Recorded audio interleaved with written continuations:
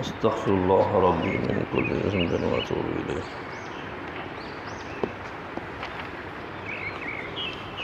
الحمد للہ رب العالمین والعاقبۃ للمتقین والصلاة والسلام علی رسولہ الکریم وعلی آلہ واصحابہ ومن تبعہم ومن اتبعہم اجمعین۔ اعوذ باللہ من الشیطان الرجیم، بسم اللہ الرحمن الرحیم۔ انما المؤمنون الذین آمنوا باللہ ورسولہ، پس ایمان والے تو وہ ہیں جو ایمان لاتے ہیں اللہ پر اور اس کے رسول پر۔ وَإِذَا كَانُوا مَعَهُ عَلَىٰ أَمْرٍ جَامِعٍ، اور جب ہوتے ہیں رسول کے ساتھ کسی اجتماعی کام پر، لَمْ يَذْهَبُوا حَتَّى يَسْتَأْذِنُوهُ، تو نہیں جاتے یہاں تک کہ وہ اجازت لے لیں جانے کی۔ ان الذین یستأذنونک، بے شک جو لوگ اجازت لے لیتے ہیں آپ سے، اولئک الذین یؤمنون باللہ ورسولہ، وہی ہیں جو ایمان لائے ہیں اللہ پر اور اس کے رسول پر۔ فَإِذَا اسْتَأْذَنُوكَ لِبَعْضِ شَأْنِهِمْ، پھر جب اجازت مانگیں آپ سے اپنے کسی کام کے لیے، تو فَأْذَن لِمَنْ شِئْتَ مِنْهُمْ، تو آپ انہیں اجازت دے دو جسے آپ چاہو۔ وَاسْتَغْفِرْ لَهُمُ اللَّهُ، اور ان میں سے بخشش مانگو ان کے لیے اللہ سے۔ ان اللہ غفور الرحیم، بے شک اللہ بخشنے والا رحم کرنے والا ہے۔ لا تجعلوا دعاء الرسول بینکم کدعاء بعضکم بعضا، مت پکارو رسول کو جیسا کہ تم آپس میں ایک دوسرے کو بلاتے ہو۔ قد یعلم اللہ الذین یتسللون منکم لواذا، بے شک اللہ جانتا ہے ان کو جو مجمع سے چپکے سے کھسک جاتے ہیں۔ فَلْيَحْذَرِ الَّذِينَ يُخَالِفُونَ عَنْ أَمْرِهِ، اور وہ آپ کی مجلس سے آپ کی خلاف ورزی کرتے ہوئے جاتے ہیں، آپ کے حکم کے بغیر جاتے ہیں۔ ان تصیبہم فتنہ، کہ مبادا آ پڑے ان پر کوئی مصیبت، او یصیبہم عذاب علیم، یا انہیں دردناک عذاب پہنچے۔ الا ان للہ ما فی السماوات والارض، خبردار بے شک اللہ ہی کا سب کچھ ہے جو آسمانوں میں ہے اور زمین میں ہے۔ قد یعلم ما انتم علیہ، بے شک وہ جانتا ہے اس روش کو جس پر تم ہو۔ ویوم یرجعون الیہ، اور جس دن لٹائے جائیں گے یہ لوگ، فینبئہم بما عملوا، تو اللہ ان کو ان کے اعمال کی خبر دے گا۔ واللہ بکل شیء علیم، اور اللہ ہر چیز کا جاننے والا۔ سورہ نور کی آخری آیات مبارکہ ہے، آیت نمبر 62 اور آیت نمبر 63 اور آیت نمبر 64۔ ان تین آیات مبارکہ میں جو مضمون ہے، اس مضمون کی جو اصل نسبت ہے بحیثیت مضمون، وہ گزشتہ آیات کے ساتھ متفق ہے۔ گزشتہ درس کی آیات مبارکہ میں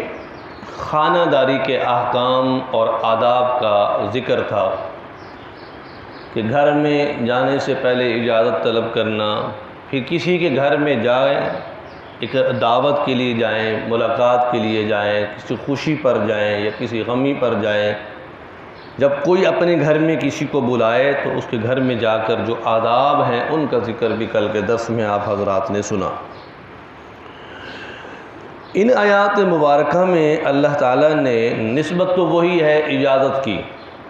لیکن مضمون الگ سے بیان کیا ہے۔ غزوہ خندق میں یہ ایک بہت بڑی جنگ، بہت بڑا معرکہ، بہت بڑا غزوہ ہوا ہے جسے غزوہ خندق کہا جاتا ہے۔ جو بہت بڑے مجمع کے ساتھ مسلمانوں نے جنگ لڑی،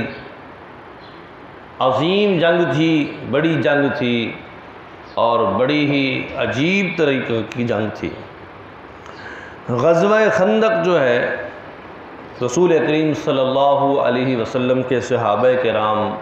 تیاریاں کر رہے تھے، خندقیں کھود رہے تھے، یہاں تک کہ آپ صلی اللہ علیہ وسلم بذات بنفس نفیس بھی صحابہ میں خندق کھودنے میں تیاری میں شریک تھے۔ اب یہ مدینہ منورہ سے آبادی سے دور تھی جو جنگ کی تیاری اور خندقیں کھودی جا رہی تھیں، تو اس موقع میں خندقیں کھودنے میں کئی دن لگ گئے۔ لمبی چوڑی خندق تھی، جنگ کی تیاری ہو رہی تھی، تو اس دوران مسلمانوں میں سے بعض مسلمانوں کو کوئی کام پڑ جاتا تو وہ حضور علیہ السلام کی خدمت میں حاضر ہو جاتے کہ اللہ کے رسول میری تلوار ٹوٹ گئی ہے، میرا بھالا ٹوٹ گیا، میری کسی ٹوٹ گئی، میری فلاں چیز، تو آپ اجازت دیں میں مدینہ جاؤں، گھر جاؤں اور وہاں سے نئی اٹھا کر لاؤں اور لے کر آؤں، یا کپڑوں کا مسئلہ ہے، یا کوئی ذاتی راہ کا مسئلہ ہے، یا کوئی ذاتی حاجت کا مسئلہ ہے، تو وہ رسول اکرم صلی اللہ علیہ وسلم سے آ کر اجازت طلب کرتے کہ اللہ کے رسول آپ ہمیں اجازت دیں تو تب ہم جائیں۔ تو آپ صلی اللہ علیہ وسلم لمن شئتا، اجازت طلب کرنے والے کو پرکھ لیتے تھے کہ یہ اجازت واقعی حقیقت میں کام کی حاجت کے لیے طلب کر رہا ہے یا بہانہ لگا رہا ہے۔ تو آپ صلی اللہ علیہ وسلم مزاج شناس تھے، تو اہل ایمان کی مزاج شناسی کو خوب سمجھتے تھے، تو آپ اس مسلمان صحابی کو اجازت دے دیتے اور وہ اس مجمع سے گھر میں لوٹ آتے، یہاں تک کہ جس حاجت کے لیے، جس کام کے لیے مسلمان آیا اس نے وہ کام کیا اور واپس دوبارہ جنگ کے ماحول میں چلا گیا۔ تو اسی دوران مسلمان کے معاملے کو دیکھ کر جو اندر منافقین لوگ جمع تھے، بظاہر اپنے آپ کو مسلمان ظاہر کیے ہوئے تھے اور اندر سے وہ منافق تھے، انہوں نے کیا کیا کہ جب وہ دیکھتے کہ کوئی مسلمان رسول صلی اللہ علیہ وسلم سے اجازت لے کر اپنی حاجت کے لیے جا رہا ہے تو وہ بغیر اجازت لیے یخالفون عن امری، آپ صلی اللہ علیہ وسلم سے اجازت کی مخالفت پر اجازت لیے بغیر وہ بھی مجمع سے کھسک کے چپکے سے نکل جاتا، وہ اجازت نہ لیتا۔ تو اللہ تعالیٰ نے فرمایا ان تصیبہم فتنۃ او یصیبہم عذاب علیم، اللہ کے رسول سے اجازت لے کر نہ جانا یہ اپنے لیے فتنہ اور اپنے لیے مصیبت مول خریدنا ہے، کہ جب آدمی ایک جماعت کی شکل میں امیر کی قیادت میں ہو، پھر اس جماعت کا ہر ایک فرد اس امیر کی اجازت کا پابند ہے، وہ امیر سے اجازت طلب کرے،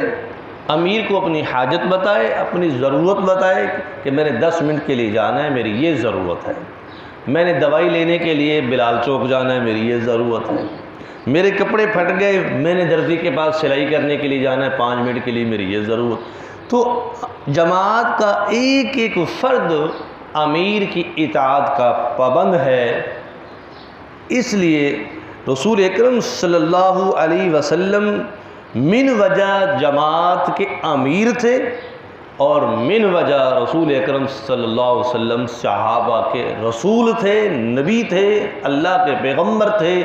اطیعوا اللہ و اطیعوا الرسول، یہ آیت کے وجوبی حکم کے تحت اہل ایمان مسلمانوں پر یہ واجب تھا کہ وہ اطاعت رسول کریں، آپ صلی اللہ علیہ وسلم کی اطاعت کریں، مطلب آپ کی اجازت کے بغیر قدم نہ اٹھائیں۔ تو اس طرح منافقین جو ہے وہ خیانت کرتے، بغیر اجازت کے مجمع سے کھسک جاتے اور پھر چپکے سے مجمع میں داخل ہو جاتے، اور ان منافقین کا اس غزوہ خندق کے میدان سے چپکے سے کھسکنا کسی حاجت کے لیے نہیں ہوتا تھا، بلکہ فتنہ برداری کے لیے ہوتا تھا کہ ہم مدینہ میں جا کر اپنی جماعت کے لوگوں کو بتائیں کہ مسلمان یہ کر رہے ہیں،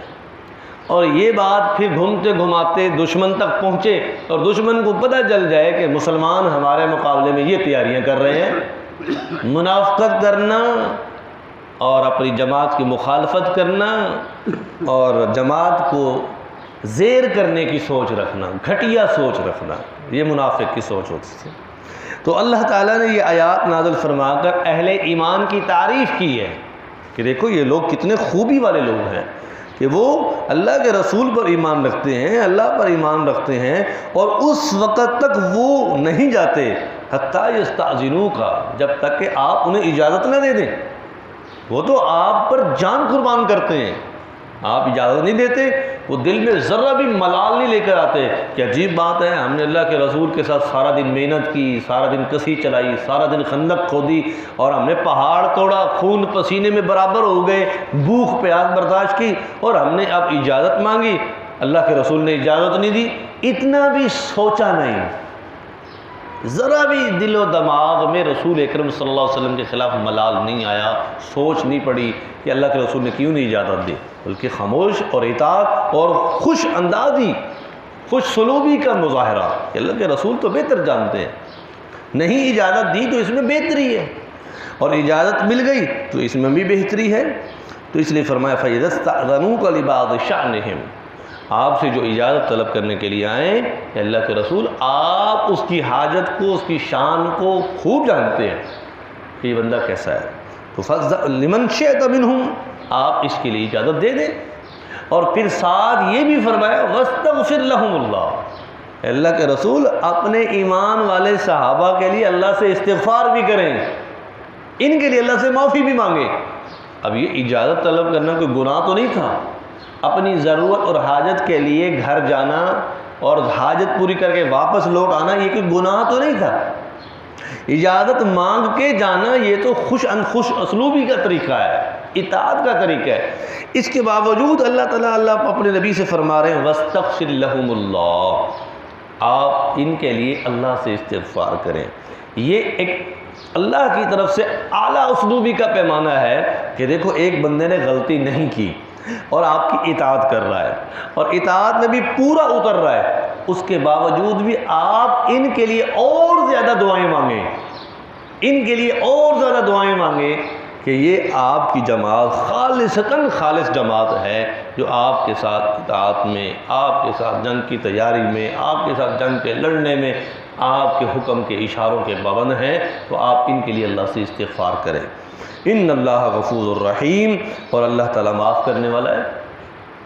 یا اس آیت کے دوسرے مفہوم کی طرف چلیں تو وہ یہ ہے کہ مثلاً آدمی کمزور ہے، کہ کسی مسلمان نے رسول اکرم صلی اللہ علیہ وسلم سے 1 گھنٹے کے لیے اجازت طلب کی، 2 گھنٹے کے لیے اجازت طلب کی، اور دل و دماغ میں یہ تھا کہ میرے 2 گھنٹے کا کام ہے، میں واپس آ جاؤں گا۔ اب جب یہ اجازت لے کر گھر میں واپس آیا 2 گھنٹے کے کام کے لیے، یہاں آ کر اس کو کچھ دیر ہو گئی، 2 گھنٹے کی جگہ پہ 4 گھنٹے لگ گئے۔ اب جب واپس گیا، اب اجازت کی طلبی تھی 2 گھنٹے کی، اور یہ صرف کر کے جا رہا ہے 4 گھنٹے، تو اس کے جواب میں اللہ فرمایا کوئی نہیں، یہ ایمان والے ہیں، سچے ہیں، وَاسْتَغْفِرْ لَهُمُ اللَّهُ، آپ بھی معاف کر دیں اور اللہ سے بھی ان کے لیے معافی طلب کریں، سچے ہیں۔ ان کے 2 گھنٹے اوپر کا لگنا یہ حاجت میں تھا، ضرورت میں تھا، کوئی عذر نہیں تھا، کوئی منافقت نہیں تھی، کوئی دھوکہ نہیں تھا، وہ حقیقت اللہ جانتا ہے۔ وَاسْتَغْفِرْ لَهُمُ اللَّهُ، اے اللہ کے رسول آپ بھی چشم پوشی کریں، یہ سچے ہیں، ان سے درگزر کریں اور اللہ سے بھی ان کے لیے معافی مانگیں۔ ان اللہ غفور الرحیم، اللہ بھی انہیں معاف کرنے والا ہے۔ اور آگے فرمایا لا تجعلوا دعاء الرسول، لوگوں نبی کی رسالت کو ماننے کے بعد، نبوت کے ماننے کے بعد نبی کا ادب کرنا بہت ضروری ہے، نبی کی تعظیم، نبی کا احترام، نبی کی تکریم بہت ضروری ہے۔ مخالفت قلبی، مخالفت لسانی، مخالفت بے ادبی یہ انسان کو ایمان سے گرا دیتی ہے، یہاں تک کہ آپ اللہ کے رسول کو اس انداز میں مت بلائیں جس انداز میں آپ آپس میں ایک دوسرے بھائی کو بلاتے ہو۔ اوئے بات سننا، اس اوئے کے لفظ سے اللہ کے رسول کو تم نہ تک بلاؤ۔ اس لیے پورے قرآن میں اللہ تعالیٰ نے کہیں بھی اوئے کا لفظ استعمال نہیں کیا، پورے قرآن میں جہاں قرآن میں اللہ تعالیٰ نے اور نبیوں کو ذکر کیا، یا عیسیٰ، یا موسیٰ، یا ابراہیم، یا یحییٰ، یا زکریا، اس یا کے لفظ سے اللہ تعالیٰ نے پورے قرآن میں آپ پڑھ کر دیکھیں یا محمد کا لفظ استعمال اس لیے نہیں کیا، یا محمد کا جہاں ایک معنی عربی میں یہ آتا ہے اے محمد، اور اے محمد سے عرب کی لغت چلتے چلتے آخر اس ترجمے پر بھی آ جاتی ہے اوے محمد، جس طرح اردو کے ترجمے، اردو کی لغت میں آدمی کہتا ہے او بھائی، اے بھائی، اب اے بھائی کا معنی کیا ہے؟ یا اخی، ترجمہ بالکل معنی برابر ہے۔ اب وہ بولتے بولتے سنتے سنتے اے بھائی کی جگہ او بھائی یہ بھی بولا جاتا ہے محاورہ، تو اللہ تعالیٰ نے قرآن میں وہ لفظ استعمال اپنے نبی کے لیے نہیں کیا یا محمد، معنی تو ہے اے محمد، لیکن بولتے بولتے آپس میں یہ جملہ نکل جاتا ہے او محمد، تو اللہ نے فرمایا لا تجعلوا دعاء الرسول،